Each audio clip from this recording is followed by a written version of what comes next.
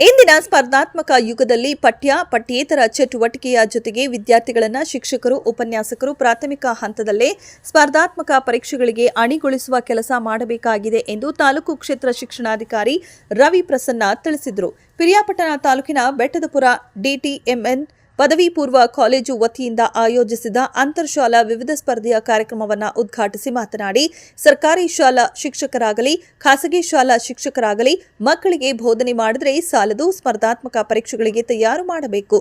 ಗ್ರಾಮೀಣ ಪ್ರದೇಶದ ಮಕ್ಕಳಲ್ಲಿ ಪ್ರತಿಭೆ ಇದ್ದು ಅದನ್ನು ಗುರುತಿಸುವ ಕೆಲಸವನ್ನ ಶಿಕ್ಷಕರು ಮಾಡಬೇಕಾಗಿದೆ. ಡಿಟಿಎಂಎನ್ ಕಾಲೇಜಿನಲ್ಲಿ ಗುಣಮಟ್ಟದ ಶಿಕ್ಷಣ ನೀಡಿ ರಾಷ್ಟ್ರೀಯ ಅರ್ಹತಾ ಮತ್ತು ಪ್ರವೇಶ ಪರೀಕ್ಷೆಗೆ ವಿದ್ಯಾರ್ಥಿಗಳನ್ನು ತಯಾರಿ ಮಾಡುತ್ತಿರುವುದು ಶ್ಲಾಘನೀಯ ಕೆಲಸ ಎಂದರು.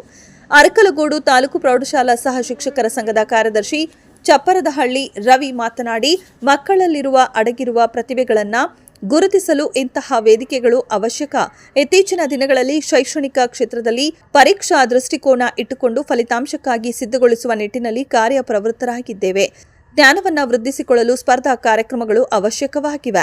ಕಳೆದ 10 ವರ್ಷಗಳಿಂದ ಕಾಲೇಜಿನಲ್ಲಿ ಗುಣಮಟ್ಟದ ಶಿಕ್ಷಣ ನೀಡುತ್ತಾ ಸಿಇಟಿ ಹಾಗೂ ನೀಟ್ಗೆ ತರಬೇತಿ ನೀಡಿ ಅನೇಕ ಸವಲತ್ತುಗಳನ್ನು ನೀಡಿದ್ದೇವೆ. ಹಲವಾರು ವಿದ್ಯಾರ್ಥಿಗಳು ಪ್ರತಿಷ್ಠಿತ ಶಿಕ್ಷಣ ಸಂಸ್ಥೆಗಳಲ್ಲಿ ವೈದ್ಯಕೀಯ ಹಾಗೂ ಇಂಜಿನಿಯರಿಂಗ್ ಕೋರ್ಸ್ಗಳಿಗೆ ಪ್ರವೇಶ ಪಡೆದು ವಿದ್ಯಾಭ್ಯಾಸ ಮಾಡುತ್ತಿದ್ದಾರೆ ಎಂದರು.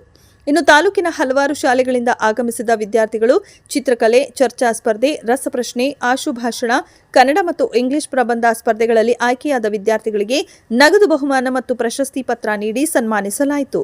ತೀರ್ಪುಗಾರರಾಗಿ ಶ್ರೀ ಶಿವಸ್ವಾಮಿ, ರಾಜು ಸರ್, ಶ್ರೀ ನಂಜುಂಡಸ್ವಾಮಿ ಹಾಗೂ ಕ್ರಿಸ್ಟಿನಾ ಸಬೇತ್ ಹಾಜರಿದ್ದರು. ವಿದ್ಯೆ ಕಲಿಸಬೇಕು, ವಿದ್ಯೆ ಕಲಿಬೇಕು, ತುಂಬಾ ಚೆನ್ನಾಗಿ ಅದರಲ್ಲಿ ಸಾಧನೆಯನ್ನು ಮಾಡಬೇಕು, ಜೀವನವನ್ನು ರೂಪಿಸ್ಕೋಬೇಕು. ಆದರೆ ಅದೊಂದೇ ಅಲ್ಲ, ಬೇರೆ ಎಲ್ಲಾ ರಂಗಗಳಲ್ಲಿ, ಎಲ್ಲಾ ಚಟುವಟಿಕೆಗಳಲ್ಲೂ ಮಕ್ಕಳನ್ನ ತಯಾರು ಮಾಡ್ತಕ್ಕಂಥ ಕೆಲಸವನ್ನ ನೀವು ಮಾಡಿ ಆ ಕೆಲಸವನ್ನ ಮಾಡ್ತಾ ಇದ್ದೀರಿ. ಅದರಲ್ಲೂ ಡಿಟಿಎಂಎನ್ ಸಂಸ್ಥೆ ಈ ಒಂದು ಗ್ರಾಮೀಣ ಪ್ರದೇಶದಲ್ಲಿ ಸ್ಥಾಪನೆಯಾಗಿ ಇಲ್ಲಿ ವಾತಾವರಣ ಮತ್ತೆ ಹಾಗೆ ಇಲ್ಲಿನ ಶಿಕ್ಷಕರು ಮತ್ತೆ ಇಲ್ಲಿನ ವ್ಯವಸ್ಥೆ ಎಲ್ಲ ನೋಡಿದಾಗ ಇಲ್ಲಿ ಒಂದು ಗುಣಮಟ್ಟದ ಶಿಕ್ಷಣ ಸಿಗುತ್ತೆ ಅಂತೇಳಿ ಯಾರಿಗಾದ್ರೂ ನಾವು ಭಾವಿಸ್ಕೋಬಹುದು.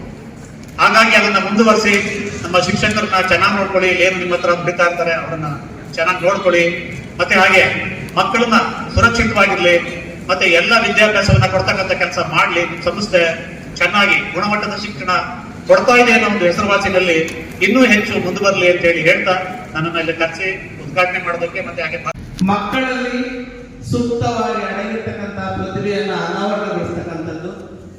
ನಮ್ಗೆ ಗೊತ್ತಿರೋದು ಎಷ್ಟೋ ಮಕ್ಕಳು ತಮ್ಮಲ್ಲಿ ಅತ್ಯಂತ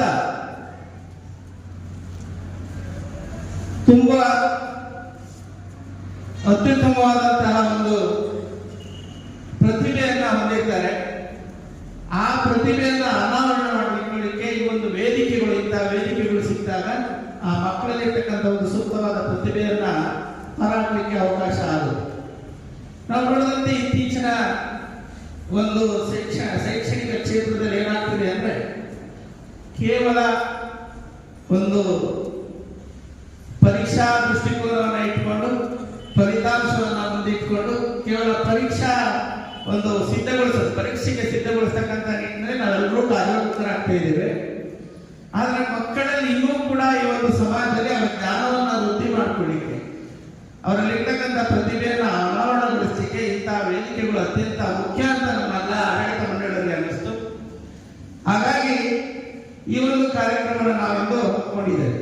ನಮ್ಮ ಸಂಸ್ಥೆ ಸುಮಾರು ಕಾಲೇಜು ಆರಂಭವಾಗಿ ಸುಮಾರು 8 ವರ್ಷಗಳಾಗಿದೆ. ಅಂದಿನಿಂದ ಇಂದಿನವರೆಗೂ ಕೂಡ ಅತ್ಯುತ್ತಮವಾದ ಒಂದು ಫಲಿತಾಂಶವನ್ನು ನೀಡ್ತಾ ಬಂದಿದೆ. ಹಾಗೆ ಏನು ಈ ಮಕ್ಕಳಲ್ಲಿ ಸಿಇಟಿ ಇರ್ಬೋದು, ನೀಟ್ ಇರ್ಬೋದು, ಅದಕ್ಕೆ ಬೇಕಾದಂತೆ ಎಲ್ಲ ಒಂದು ಸವಲತ್ತುಗಳನ್ನು ನಾವು ನೀಡ್ತಾ ಬಂದಿದ್ದೀವಿ. ಸುಮಾರು ಎಷ್ಟೋ ಮಕ್ಕಳು ಅತ್ಯುತ್ತಮವಾದ ಕಾಲೇಜಿನಲ್ಲಿ ಇಂಜಿನಿಯರ್ ವಿಭಾಗಕ್ಕೆ ಸೇರ್ಪಡೆಗೊಂಡಿದ್ದಾರೆ. ಹಾಗೆ ಕೆಲವು ವಿದ್ಯಾರ್ಥಿಗಳು ಮೆಡಿಕಲ್ ವಿಭಾಗಕ್ಕೂ ಕೂಡ ಅವರು ಸೇರ್ಕೊಂಡಿದ್ದಾರೆ. ಹೀಗೆ ಈ ಒಂದು ಬರೀ ಶೈಕ್ಷಣಿಕ ಕ್ಷೇತ್ರದಲ್ಲಿ ಮಾತ್ರ ನಾವು ಹೆಚ್ಚು ತೊಡಗಿಸಿಕೊಳ್ಳೋದ್ರ ಜೊತೆಗೆ ಈ ತರ ಸಾಂಸ್ಕೃತಿಕ ಚಟುವಟಿಕೆಗಳಿರ್ಬೋದು, ಕೆಲವು ಕ್ರೀಡಾ ಚಟುವಟಿಕೆಗಳಿರ್ಬೋದು, ಮಕ್ಕಳಲ್ಲಿ ಅಂತರ ಶಾಲಾ ಮಟ್ಟದಲ್ಲಿ ಅದು ತಾಲೂಕಿನಾದ್ಯಂತ ಅತ್ಯಂತ ಹೆಚ್ಚು ನಾವು ಜವಾಬ್ದಾರಿ ತಗೊಂಡು ಎಲ್ಲ ಕಡೆ ನಾವು ಇದನ್ನ ಪ್ರಚಾರ ಮಾಡಿದ್ದೀವಿ. ಆದ್ರೆ ಭಾಗವಹಿಸಿದಂತ ಶಾಲೆಗಳು ಅತ್ಯಂತ ಕಡಿಮೆ ಇದ್ದಾರೆ. ಇದು ಒಂಥರ ಒಂದ್ ಕಡೆ ನೋವಾಗುತ್ತೆ, ನೋವಾಗತಕ್ಕಂಥ ಸಂಗತಿ ಇದು.